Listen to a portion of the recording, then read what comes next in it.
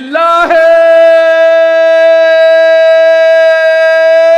তাকবীর, লিল্লাহে তাকবীর, লিল্লাহে তাকবীর।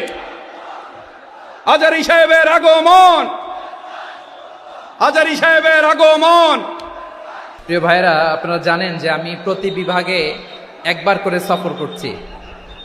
তো সেই সুবাদে রংপুর বিভাগের প্রোগ্রামটা আমি লালমনিরহাটে দিয়েছি এবং আমি আশ্বস্ত হয়েছিলাম যে লালমনিরহাটের প্রোগ্রাম খুবই গুছালো হবে, সুষ্ঠু হবে, শান্ত হবে।